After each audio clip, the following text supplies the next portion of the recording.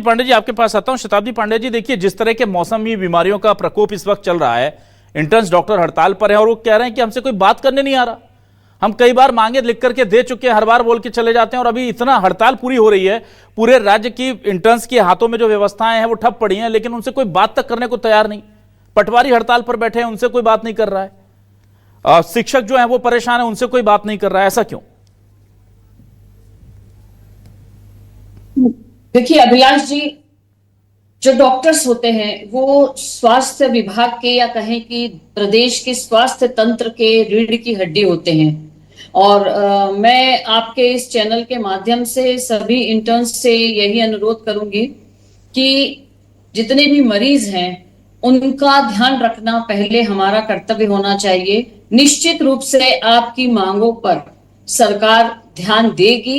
हमेशा आपको यही आश्वासन मिला है कि इसकी व्यवस्था की जाएगी। केवल घोषणा से नहीं बल्कि नियमों, वित्तीय प्रावधानों और प्रशासकीय प्रक्रिया को देखकर ही कोई निर्णय लिया जाता है, ताकि आगे चलकर किसी प्रकार की कानूनी अड़चन में यह निर्णय न हो। क्योंकि भारतीय जनता पार्टी की सरकार स्थायी समाधान चाहती है।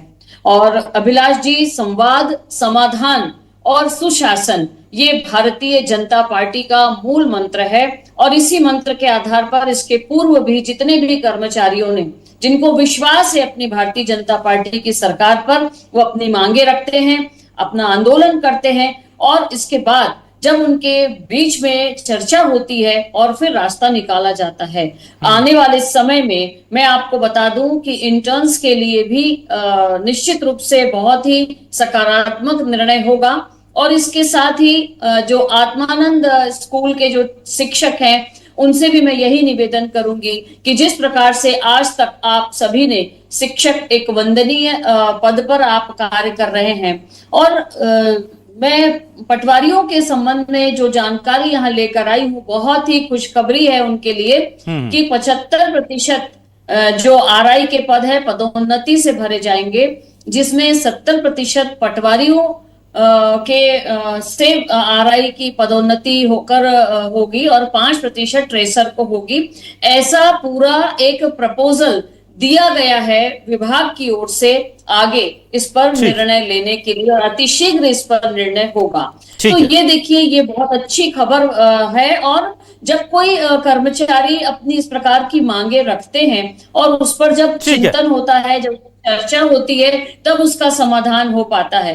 निश्चित रूप से इंटर्न्स के लिए और आत्मानंद स्कूल के शिक्षकों के लिए भी इसी प्रकार का बहुत अच्छा निर्णय आने वाले समय में आएगा। लेकिन यहाँ पर मैं बस यही कहूंगी विलास जी, बस 1 मिनट और लूंगी। कांग्रेस की प्रवक्ता यहाँ बैठकर कुछ बोले जा रही हैं। जब कांग्रेस ने इनकी नियुक्ति की थी उस समय क्यों नहीं ऐसे स्थायी इनके लिए कुछ व्यवस्था की गई?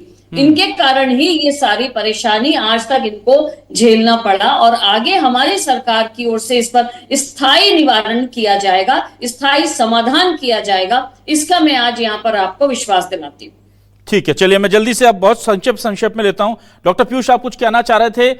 आपसे कहा जा रहा है कि आप धरना प्रदर्शन मत कीजिए और इंतजार कीजिए, करेंगे क्या? देखिए, सबसे पहले तो मैं आदरणीय प्रवक्ता जी बीजेपी से ये कहना चाहूंगा कि हम डॉक्टर्स हैं और हमको एक आम जनता के स्वास्थ्य को लेकर ज्यादा चिंता है, तो हम इसलिए चरणबद्ध तरीके से एक आंदोलन प्रदर्शन कर रहे हैं। और दूसरी बात, सरकारी तंत्र काम करता कैसे है ये हमको भी बहुत अच्छे से पता है, इसलिए हम 1.5 साल से पत्राचार किए जा रहे हैं।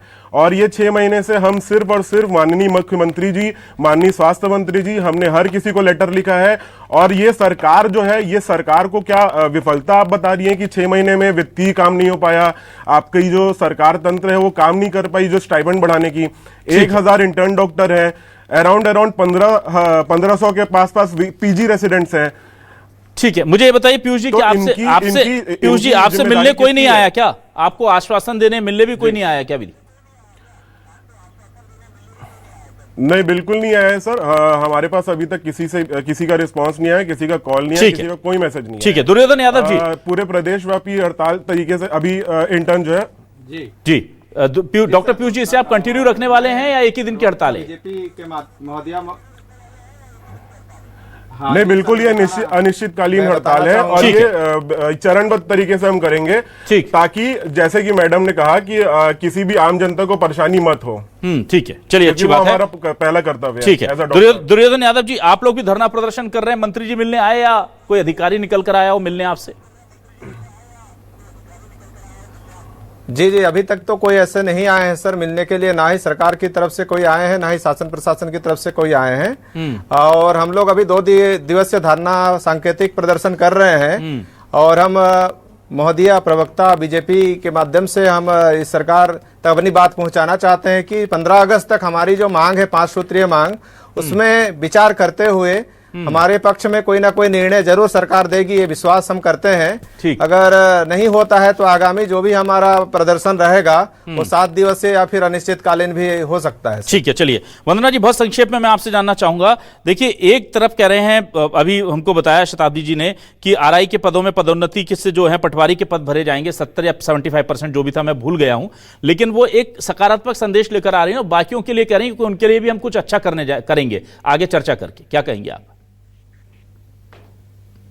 देखिए अभिलाष जी, भारतीय जनता पार्टी की एक यही तो रणनीति है, ऐसा करेंगे और करने में बहुत अंतर होता है, क्योंकि हम देख रहे हैं कि जो पटवारी संघ है लगातार हड़ताल कर रहे हैं और उनके हड़ताल से जो जनता है वो कितने परेशान होते हैं हम सब अच्छी तरह से जानते हैं। क्योंकि अभी वर्तमान स्थिति अभिलाष जी हम सब देख रहे हैं कि जो यहाँ के जो मंत्री है, जो सांसद है, उनकी बात यहाँ पर जो अधिकारी नहीं सुन रहे हैं, जो RS जो बड़े बड़े जो कलेक्टर है उन लोग नहीं सुन रहे हैं। तो जब इन लोगों के बीच में सामंजस्य नहीं होगा तो जनता की जो समस्या का समाधान कैसे होगा? क्योंकि भारतीय जनता पार्टी के सरकार में तो अंधेर नगरी का ही किस्सा चल रहा है, यहाँ कोई कुछ और काम कर रहे हैं, कहीं कुछ और काम कर रहे हैं और जनता को भगवान भरोसे छोड़ दिया है। वर्तमान स्थिति ना बद से बदतर हो गई है, यहाँ कोई किसी का नहीं सुनने वाला है। ठीक है, चलिए मैं जल्दी से शताब्दी पांडे जी फाइनल कमेंट आपसे लेता हूं।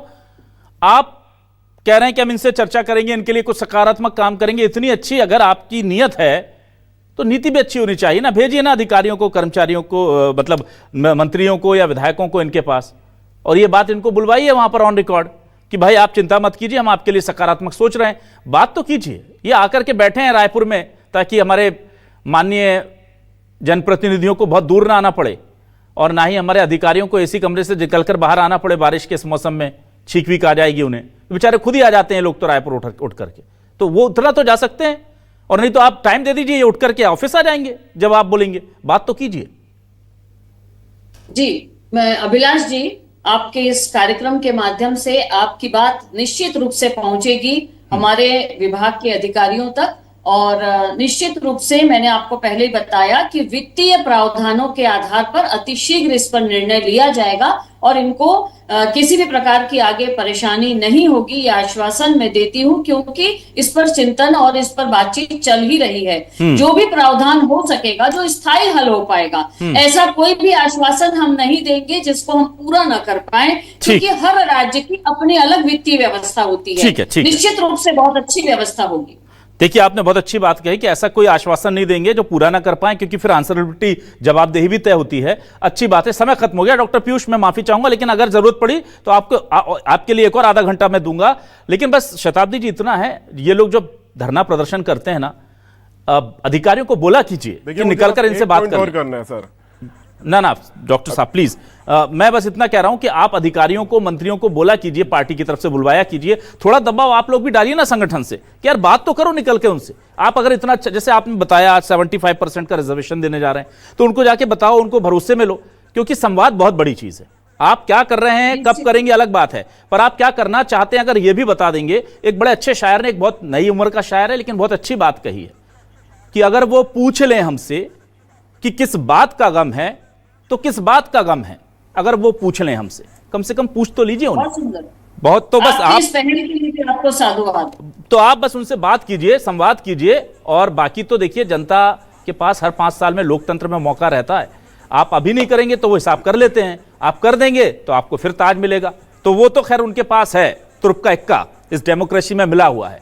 इसलिए आपने वादे किए हैं, जो बातें कही हैं वो पूरी करनी पड़ेंगी, नहीं करेंगे तो जनता तय कर लेगी, फैसला कर लेगी, पर करना चाहते हैं ये कहते हुए दिखना चाहिए। शताब्दी जी का बहुत शुक्रिया, वंदना जी आपका शुक्रिया, दुर्योधन यादव जी, डॉक्टर पीयूष श्रीवास्तव जी, आप लोगों का शुक्रिया। आपकी आवाज, आपकी मांग उठाते रहेंगे, जरूरत पड़ी तो बार बार आपको बुलाते रहेंगे। बहुत शुक्रिया दर्शकों का, नमस्कार।